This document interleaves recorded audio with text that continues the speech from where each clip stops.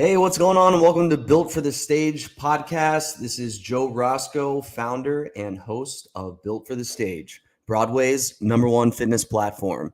If you want to try out Built for the Stage, go to builtforthestage.com. We currently have clients in over 20 Broadway shows and other stages across the entire world while using an interactive fitness app. So if you need your own fitness coach to help you marry your pursuit in theater with a pursuit of a journey in fitness, I'm your guy. Been doing this 17 years. Yes, I'm that old. 17 years, been doing it. Just trying to come up with that perfect chemistry of how an actor should train like an athlete, because that's what you are. All right, let's move on. Special guest, as always, super excited. Was over in London about 3-4 weeks ago, and I got to see Moulin Rouge, a musical that I really enjoyed when I got to see it here on Broadway with some of my clients. So I made some friends in the cast, had to give it another go. Loved it. There's a lot of crazy things going on in the audience. I'm going to share with my guest. I'll wait until we bring our guest on, but the audience was lit that night, literally with alcohol. But our guest previously was seen starring in Moulin Rouge as Christian or Christian, or whichever pronunciation you want to do, depending on what character in the show is saying his name. But please welcome to the podcast, Jamie Bogyo. Hey, Jamie. Hey, Joe. Thanks so much for having me. Thanks for being on. You seem like a cool guy already while we were chatting before we hit record here. So appreciate your time. You were fabulous in the show. You really, like, the character has to be, we're just jumping right in, but I wanted to say, like, I really appreciated your genuine, like, you didn't have your act together, and that's what the character calls for. But sometimes if you see the movie or other productions, Christian is usually just like, I don't know, he's like, I don't know, Brad Pitt up there or something. But really, yeah, he might be Brad Pitt attractive, but he's from Ohio. He's like this, Yeah, I didn't have to worry about it. I couldn't be Brad Pitt even if I tried. So that was easy for me. Where are you originally from? Where are you from? I grew up in New York, actually. Oh, okay. I grew up with like a pretty theater family. My dad worked in theater, and my mom was like an opera singer and stuff. So I was always around theater and singing. But yeah, it's been a funny journey to come. I ended up I went to school in America, and then I went to drama school in London. And then I sort of never left because we were saying before, like, how to pronounce my last name. I'm Hungarian, slightly. I mean, my dad's parents were Hungarian, so I could get EU citizenship and I could work here. So I basically just stayed, like, I did all the pandemic and the lockdown in the UK, and then I got this job, and now I'm here. I only thought I was going to stay in the UK for like 3 years for school, but now my whole life is here. My agent, my career, my girlfriend, like, so I don't think I'm going back to New York anytime soon. Okay, so what brought you to go to school in London in the first place? Just like the credibility of the school, or why did you want to go abroad? It was a couple things. I always loved London. Like, I was a huge Anglophile growing up, and like, I read like Dickens. My dad would like read me Dickens and stuff, and my parents honeymooned in England. Like, my whole family just loves it. But I studied abroad basically when I was in college. I studied abroad in London my sophomore year, and I really fell in love with it. And I remember I like walked past RADA, which is quite a well-known drama school that and I had all these famous British actors went there. A lot of my favorite Harry Potter people went there. And I was like, oh, one day I'd love to go. So then in my senior year of college, I went for a very academic school. Like, I wasn't prepped for performance, really. It was much more academic than that. So I was like, if I want to pursue performing, I need to train, and I just applied to RADA and I got in, and then, yeah, it was too good an opportunity to pass up, basically. Aside from performing, did you also study writing? I saw that in your bio that you've done like screenplays and playwriting. Yeah, Yeah, good catch. Because this was my first acting debut, so I didn't actually have anything to like put in my bio. So I had to try to beef it up with the only thing I have done, which was writing, because it was just embarrassing to be like everyone else had all their credits and I just like didn't have anything. So I had to put in my writing credits. And yeah, I did playwriting at Yale for undergrad, and that was like a big part of my life. Okay. At where? At Yale, that was where I went for undergrad. Yeah. Yale. Never heard of it. Never heard of it. Wow. Okay. Amazing. So smart guy and probably just as talented in the writing realm as you are performing. Going back to what you just said, I would find it more impressive, I think. Like if the lead of a West End show just like put in his bio, just like, oh, this is my first time on stage. Kidding. Well, I think I did say like professional debut. I did want them to know so that they'd be like, so people reading it would be gentle on me. So if they didn't like me, they'd be like, oh well, it's his first time. Give him a break, that kind of thing. No, I would have beefed it up more. I would have like made a bigger thing of it. It's like, my bio was like, one day I was just walking down the street and thought, oh, I'd go audition for this West End show, and I just guess what? Here I am. Here I am. Yeah. All right, so. Okay, so when I saw the show in London, I was like, oh, I wonder if this guy playing Christian, now you that I'm getting to meet finally, if he did any research on what it is to like be from a place like Ohio. But since you're an American, you already pretty much know. But I was looking through this cool like timeline of Moulin Rouge, like the history of it. I should have looked in this program more. They really went in depth, I was gonna put you on the spot and be like, what cool stuff did you come up with as you prep for this?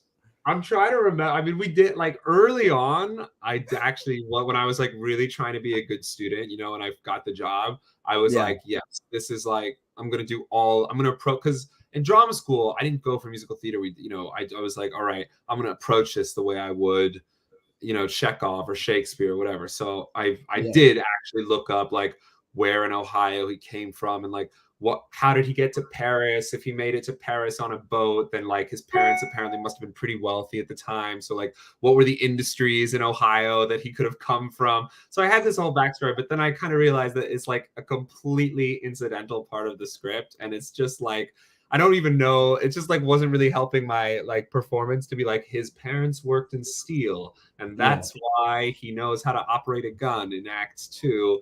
I mean, I did think of it a bit, but it was more just like he's new here. He's never been to Paris, and that for me actually was super easy to access, like emotionally, because at the very end of the play, I have this speech where I was like, so that's, I hope I can remember it, but it was like, so that's how a young man came to Paris to find himself. Instead, he found all this, a place to belong, people to love, and a woman who showed him all that truly matters in life. And that is exactly how I feel about London. So in a way, I more personalized Christians kind of being from Ohio, but now in Paris, to me, being from New York, but now in London, in that like I never felt like like this London's where I felt like I belonged as an actor for the first time. It's where I met all the incredible people in the show who are still some of my closest friends. And I moved here I moved back to England after drama school, really for my girlfriend. So the love was a big part of it too. So it was very easy for me to kind of like lock into that. So you were essentially just living your life up there. Yeah, I would. Yeah, I that's kind of what I try to do with acting in general. But yeah, definitely, I was just living my life. That's why it was a good part for me. It was very, and Christian's a writer. I'm a writer. Like, I think that definitely helped in the audition process too, where they were like, oh, there's just so many similarities. It would be weird if we didn't cast him. Right. Yeah, you don't have to really draw from life experiences for this character. You just literally are the character. Exactly. Yeah, pretty much. With the nature of the music, with all the popular music and the extreme amount of montages, like all the amounts of different tracks that are just smashed into this musical. Do you never want to listen to popular music again after doing this show, or do you still have appreciation for it? I love it. I mean, I was always like a huge pop. I never had very, I would say, like classy taste in music. Like I would Mhm. just belt out those like One Directions or whatever. Just like me and a 14-year-old girl have kind of the same taste in like pop music. So I always was listening to this stuff anyway. But yeah, I love it. And even now, like after the show, anytime the original version of the song comes up, which is quite a lot because there were so many songs sampled that like you listen to the radio, you know, one of them's gonna show up. I'm always Right. like, oh yeah, very cool. And everyone's like, all right, shut up. You know, they're bored. But I love it. That was one of the most fun parts about it was getting to sort of sing like Rolling in the Deep or whatever, just stuff that such iconic pop music. Yeah. So I touched a little bit about the intro and my personal experience in the audience before Oh I God, yeah, I want to know about this. I yeah, really want to know. before I get into mine, throughout your 13 months performing, do you have any like, funny little things that might have happened? I mean, to your point about like it being lit in the audience, yeah, well, something I've realized is that the Brits really like to drink. Maybe they do in America, but like the last time I was, last I haven't really been in America in like 6 years. So the last time I was seeing shows, I think it was before you could even bring alcohol into the theater. I think that might be a new thing or a post-COVID thing. I don't know. But good God, it was a mess. It was like, I mean, the Yeah, amount of you have those little like cocktail tables really close to the stage. Did you Oh, ever? and they're the worst. They're the worst ones. And it's like you're 2 feet in front of us. Like, how do you not think? I mean, a woman one time was vomiting into her handbag because she's had too much to drink, like during the like death scene, and all I can hear is her like, and she's That's what I want to. That's what we're here for. All right, yeah. get into this. All right, get This, into this. this is real. I'm trying to remember. Put I mean, put us there was there with you. The death scene's happening, and all of a sudden, what? yeah, all of a sudden I'm like, just it's always in the quietest moment too, when like in the pause right before you say a line, like the whole audience is still and I could just you could also smell it. I just heard the I was Oh, like, oh, like how are you supposed to? And I still got to sing the whole song at the end, I yeah. got what, and I'm supposed to be emotional. It was a Hmm. mess. I mean, yeah, there were fights that broke out, not a lot, but like there were one or two fights where I think we did have to stop the show once A and just fight? yeah, but like because I think somebody was too drunk, and then somebody else was like shh, and then the guy was like, you tell Oh, me to shut up, and then I'm still like acting on stage. It's insane. It's insane. I I'm, think the pandemic, people kind of forgot almost how to like behave in public sometimes, and they drank too much. Yeah, this was a combination of that. It yeah, was pretty. Sometimes it's fun. Like I recognize that Moulin Rouge is billed as a fun night out, and it is. You don't need it might a little drink might help it. But there's sort of like a tipping point, and definitely come Friday Saturday, it sometimes tipped over. yeah, yeah. Something different in London from Broadway is that they sell alcohol by the bottle at the bars, which is like a bottle So of, aggressive of wine. Yeah, yeah. I was like, what is happening? and so So unnecessary. I think it's theaters trying to like recoup. I don't know yeah, what I I don't don't know. know. I should have But put in my contract. I wanted like bar sales, like because that's where the real money was. I'm telling you. exactly, exactly. So not to make this podcast about drunk people, so we'll move on right after this. But my experiences in your show, I had a ton of experiences. I did see someone vomit. It was at Lion King. They did it all over the lobby in their hand, just splashing everywhere during intermission. Oh my But that's another show and another story. Your show, we did have the moment of someone had this like bag of candies or whatever, and the wrapper was just the loudest. And you know how people like they oh think the slower they go, the less you can't hear it. And I'm like, yeah, just get it open, just get it rip it open. off, Band-Aid, or But wait till the fucking intermission. One of the yeah, two. wait till applause, or wait Yeah, until the music is like blasting. But no, like you said with the death scene, they have to, of course, wait until one of the most soft like parts tender of the moment. entire. Yeah. So that, and then this one gentleman was feeling himself and he's repeatedly trying to stand and dance during the show. I don't know, like he was at a Britney Spears concert or something. And People like there's then sing along too that goes on sometimes as well. Yeah. So the dance along is intense. The last part, the show's over, and the men and women restroom, the designated restrooms for the genders in this particular Yeah. theater, that's how they do it. They're on opposite sides of like the house, on one side and the other side. So these two presumably young ladies come into the men's restroom, and I'm at the urinal peeing, and this girl squats in the urinal, on the wall, squats in the urinal while her friend is holding a jacket like over her, No. and they're wasted out of their minds. Oh my! This is gonna give such a bad impression of London theater. Like, it's not all like this, but what day of the week did you come see it? Oh, I don't. You know what? It was Monday. It was on a Monday. No, that's inexcusable. It If it's just wild on a Monday, that's just so bad. It was on a You could at Monday. least set a Saturday or something. Monday. Right. Oh God. Right. Let's go. Let's go into our BFTS hot seat to continue some fun times, and then I want to talk more about you as a person and performer, and not be so silly. I apologize, but no, I love it. I'm having a good old time. Hopefully, everyone listening, you guys are enjoying this and laughing along as well. Okay, BFTS hot seat, right? Let's put on some music to get things going here. There you go. Crank it up. You walk into a room, right? Okay. And there's a movie playing. Yeah. And you've seen this movie over 100 times. Mm. But no matter what, and no matter how many times you've seen the movie, you have to stop and watch it. What is this movie? That's definitely Lord of the Rings Fellowship of the Ring Extended Edition. Okay. Extended Edition. I can't even remember what the non-extended one is, but the extended is the definitive only way to do it. Don't bother if you're not going to go full in. Greatest film of all time. I would always watch it, and I'd probably say some of the lines along with it. Amazing. All right, you are scrolling through your playlist, and you need that one song to just get you going. What is that one song? Probably like I Need a Hero. There you go. Okay. Pulling out for Hero. Yeah. There we are. Love it. That is a good one. I can see you in my run playlist because it's like when you're tired, it's just like I'm like, come on now, yeah. All right, cool. You are not a writer, not an actor, not in the arts. What are you doing right now? What would your job be, or like what kind of life are you living?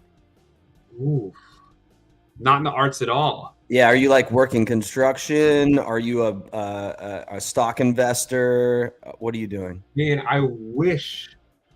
I was gonna say I wish I was a chef, but that's just a total fantasy because I can't cook. I just like to eat. Realistically, I'd probably work in finance. Okay, but this sounds much less fun. I'd rather my life would be that I was a chef. Right. Okay, so you love to eat. What's one of your one or two favorite dishes? Oh man, I love everything. I think for me, I love Italian food. Like if I had to choose one cuisine, I love Italian food. Any kind of ragu, meat sauce, pasta. I'm just a glass of red wine. That's my happy place. Yeah. But I also just love dim sum Chinese. So yeah, I like me and Chinatown go really well together. So that's true too. All right, cool. You get to play any role in a movie, a musical, a play, anything like that. What's that role going to be? I would love to play Billy Loman and all my in Death of a Salesman, or Chris Keller and All My Sons. I love Arthur Miller, classic American, 20th century plays. Those are kind of my favorite. It's hard to say movie because I haven't written it yet, and then I'll be in that one. Oh, okay. All right, that's going to be our next question after this hot seat. All right. With the hot seat, last question here. You are reincarnated on this earth as an animal. What animal are you going to be and why?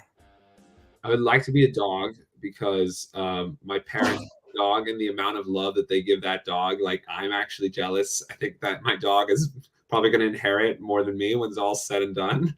So yeah, a nice Scottish Terrier like my dog Dickens right now. He seems like he has a really good life. Amazing. All right. Congratulations. You nailed that. You're off the hot seat. Woo! I also love that your dog is named Dickens. Y'all you're not messing around. Your family is all in on this. You're not They lying. love the British thing. Yeah, they're into it.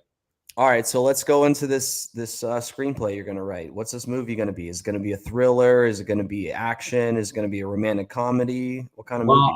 I'm writing a play. I'm writing a play right now. I mean, I've written a play, which is actually going up, which I can talk about. But the movie I'm writing right now is like a spy thriller comedy, which is called The Tutor, and it's based because I used to tutor like people before I got this job in Moulin Rouge. I was tutoring international students who wanted to go to college in America. And I had some pretty crazy experiences because like these are the super uber wealthy like Russian Saudi billionaires. Like I went out on their yachts to like Ibiza and would like tutor their kids, and got a little sketchy. So I wanted to write a film about this like tutor, this unsuspecting American tutor who gets like invited on to tutor this like Russian billionaire's kid and gets caught up in this kind of like arms deal, CIA sting operation. So yeah, inspired by real life, but I haven't written it yet. That's just the idea in my head. You got to write this tonight. I'm watching it for sure. Yeah, I've been working. I got some note cards here somewhere with some different scene ideas. Yeah. The premise itself is already captivating, but considering that it kind of actually happened in a way, is going to make it all the more, I was tutoring like a Bin Laden and I didn't even realize it. I mean, it was like the Bin Ladens are a big family. First of all, there's like 100 of them. This is not like Osama. It's like a big construction family. It's not, most of them are very reputable, but like they had like fake last names and like the whole thing. And like I was just there out in Ibiza being like, this is the best free holiday ever. They'd like fly you out. But yeah, it just inspired, and it's insanity. That whole world is so nuts. Wait, sorry to interrupt you, but how did these people find out about you? Like these elite, how they find me? Yeah, these like elite families could afford anyone, and so I was the best of the best. I ran I was a pretty before I did, like I said before, or maybe I didn't say it when we were recording, but like I went to Yale, so I had like a good kind of academic pedigree, and I started working with a British company over here that basically specialized in very elite like British schools, but they had clients who wanted to go to America. And there just aren't that many. For anyone listening who wants to like really make a career in this, there's a huge gap in the market. There just aren't that many like American school grads living in England who like, because most of them are in finance, there aren't that many who like have the time to just tutor high school kids. And I was literally one of the only ones. I did it for all through drama school on the side just to like make money and stuff. And then when I left and acting wasn't forthcoming because of the pandemic, I started my own company, and yeah. So that was my hustle, my side hustle. You're an entrepreneur. You started your own company. I did. American Education Experts LLC, baby.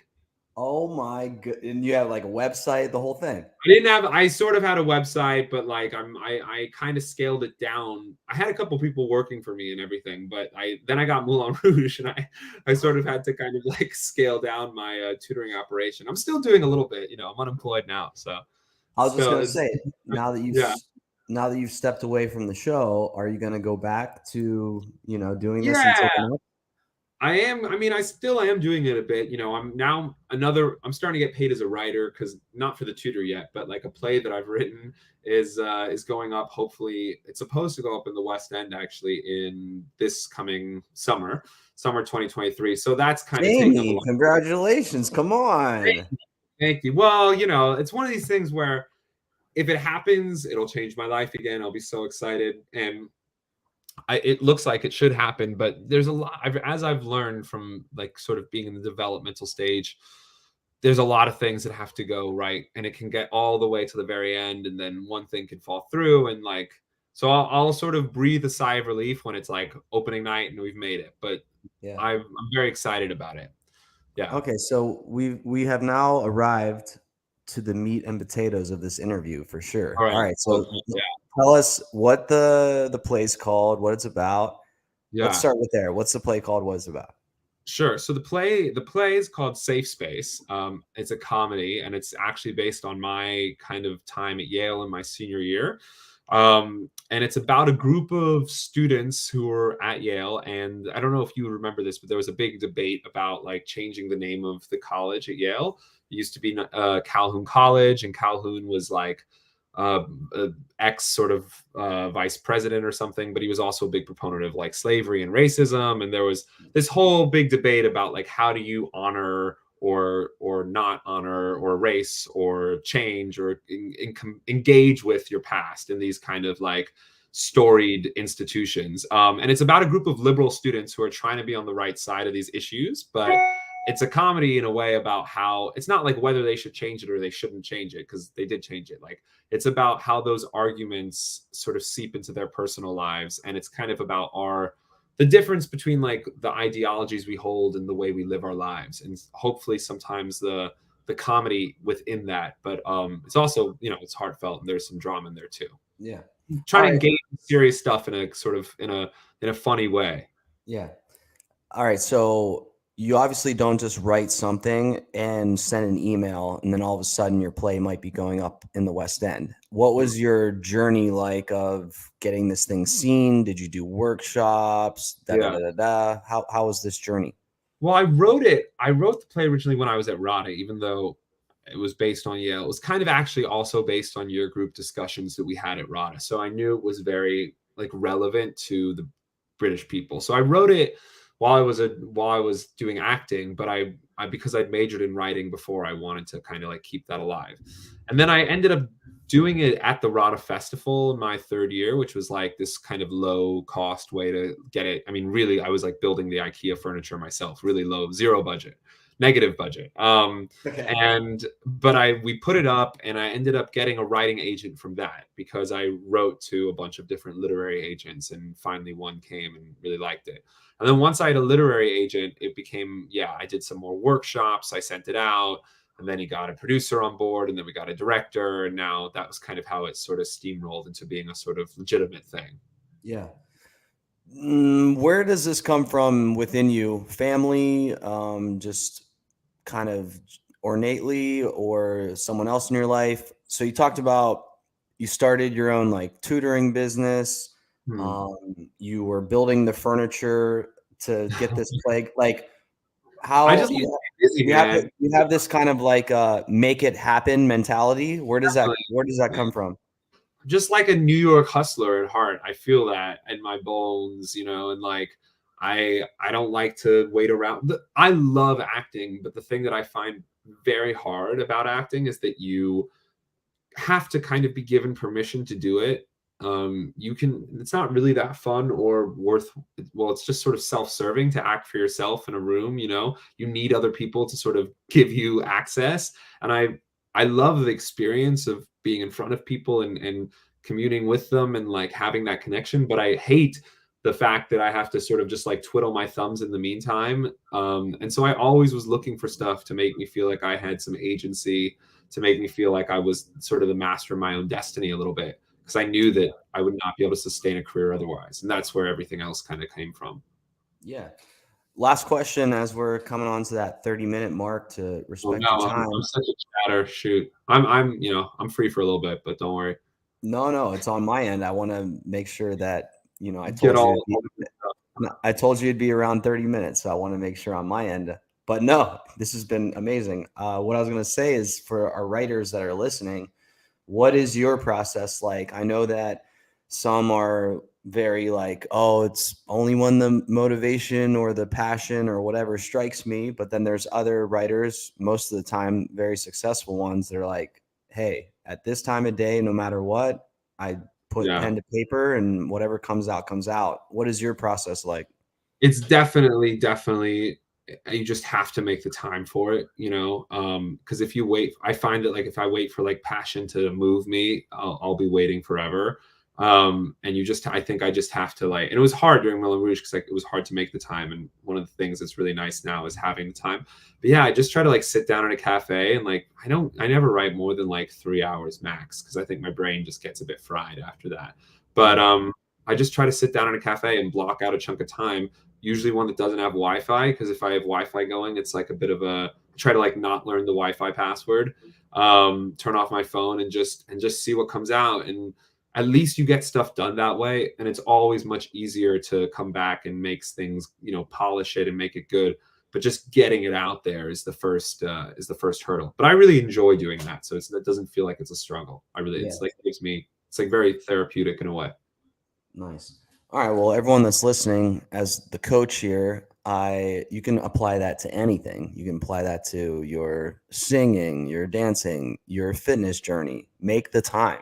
Yeah, I would do the same with working out too. Like, working out for me was a huge part of, I'm sure, we could chat about that briefly because it's such a big, that's what this company is all about. But like, I learned doing this show how important it was to be in like physical shape. And I would go to the gym, 4 to 6 times every single week. And I got that routine down. And that was the sort of backbone of my whole day.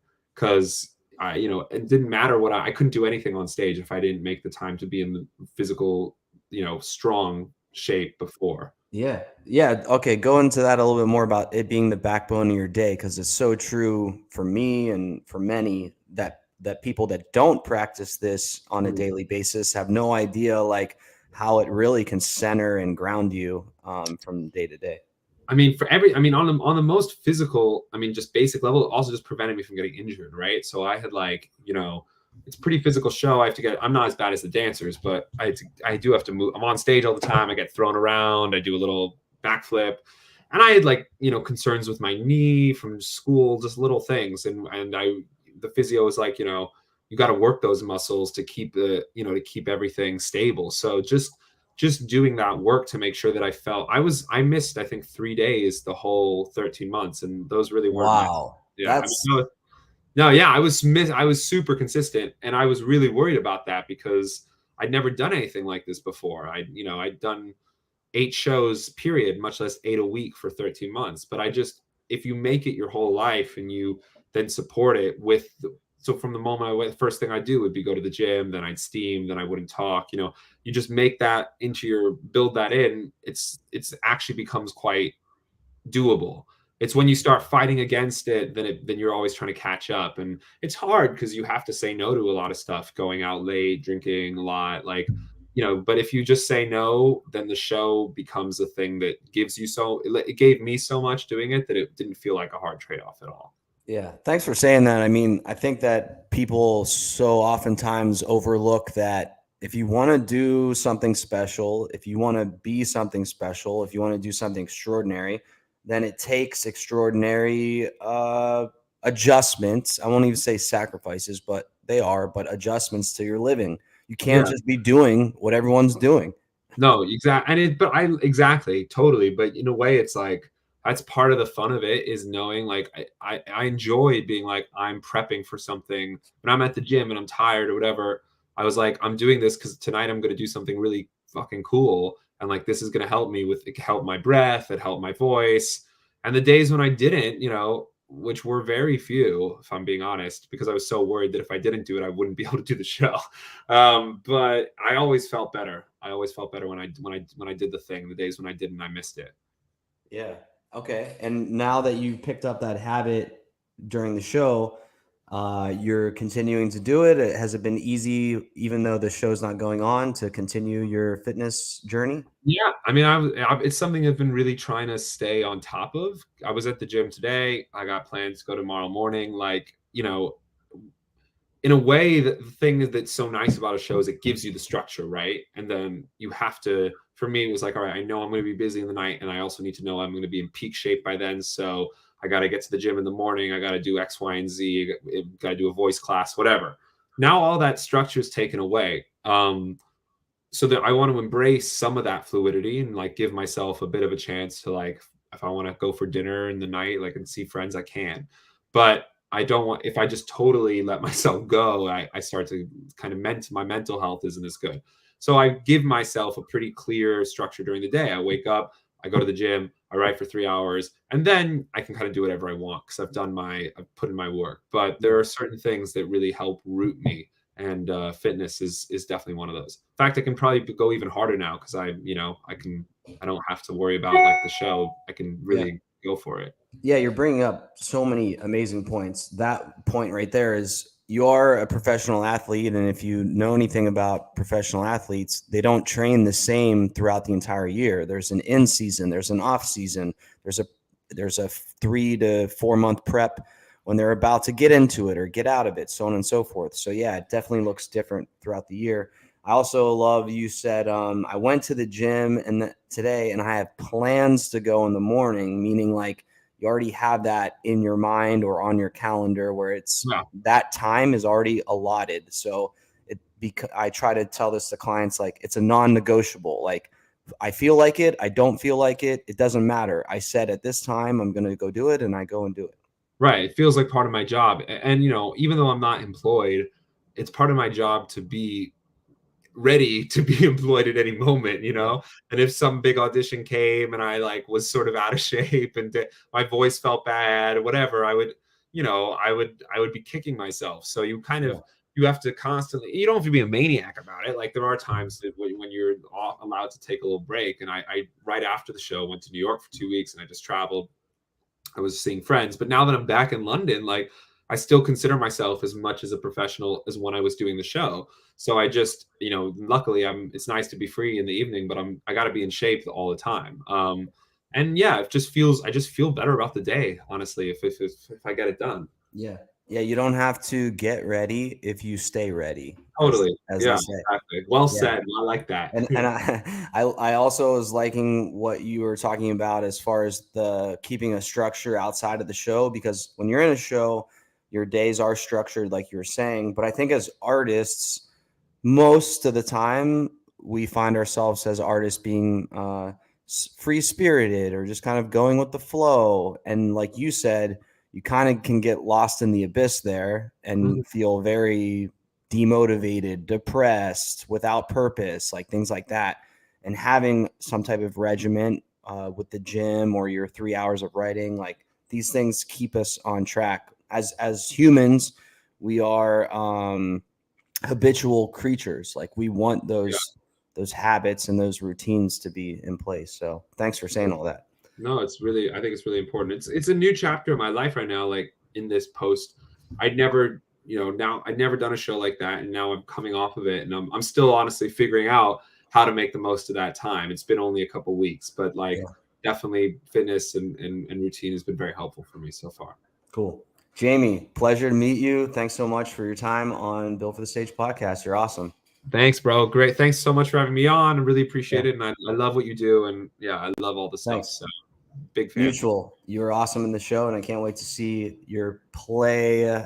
Hopefully, Yes. What's the date on when it might be? May through July is in London right now. Rehearsals in April. So yeah, I think opening right in mid-May or something. All right, cool. Well, if that stuff starts to pop off with marketing and whatever, we'll be sure to share it on our page as well. Everyone, you can get more information about Jamie in the description of this episode, including his Instagram handle at Jamie Bogyo. Yeah. Bogyo. Yeah.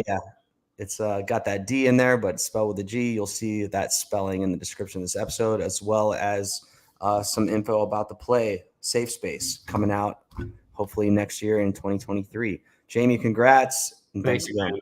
Cheers, bro. See ya, bro. See ya. Bye. All right, everyone. Jamie, awesome.